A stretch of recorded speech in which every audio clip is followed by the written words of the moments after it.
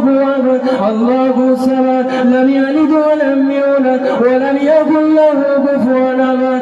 এই যুবকেরা আল্লাহ পাকে বলি হযরত নিজামউদ্দিন আউলিয়া জেনা সূরা ইখলাস পড়ে 3 বার ওই মাটির টুকরায় ফুঁক দিতে লাগে, সঙ্গে সঙ্গে ওই মাটি খানা সোনায় পরিণত হয়ে গেল।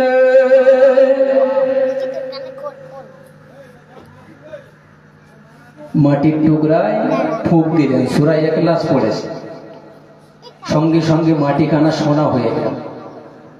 তাহলে যুবকের মনে তো প্রশ্ন আসতে পারে যে কি ব্যাপার হুজুর, আপনি মাটিতে ফুঁক দেন, মাটি সোনা হয়ে যায়, কোনো কারণ আছে নিশ্চয়। ওই যুবক ছেলেখানার হাতে যেই আল্লাহ পাকের ওলি নিজামউদ্দিন আউলিয়া ওই সোনার টুকরো দুটো হাতে দিয়েছে, ওই যুবক ছেলেখানা রাস্তার ধার দিয়ে যায়। অবশেষে শয়তানের সাথে দেখা হয়। বাপ সর্বপ্রথম বুঝতে হবে শয়তান 3 প্রকার। শয়তান 3 প্রকার, একটা শয়তান, আর একটা মানুষ শয়তান, আর একটা জিন শয়তান। শয়তানের পাল্লায় তুমি পড়বে, তুমি বাঁচতে পারবে। জিন শয়তানের পাল্লায় তুমি পড়বে, বাঁচতে পারবে। বাপ এই মানুষ শয়তান, এদের পাল্লায় যে পড়বে তার আখেরাতও বরবাদ হয়ে যাবে, এ দুনিয়াও বরবাদ হয়ে যাবে। ঠিক কিনা ভুল বলেন? সঙ্গে সঙ্গে শয়তানের সাথে দেখা হলো। শয়তান বলতে লাগে, এ যুবক তোমার হাতে কি?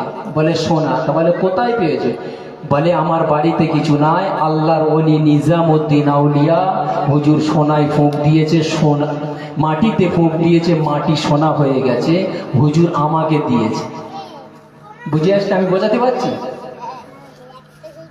তখন শয়তান বলতে লাগে, যুবক তুমি ও সোনা তোমার হাত থেকে ফেলে দাও, আর তুমি বাড়িতে গিয়ে যত মাটি আছে সমস্ত মাটি এক জায়গায় করে তুমিও সূরা ইখলাস পড়ে ফুঁক দেবে, ওই মাটি সোনা হয়ে যাবে। বাপ কোনো সময় হবে?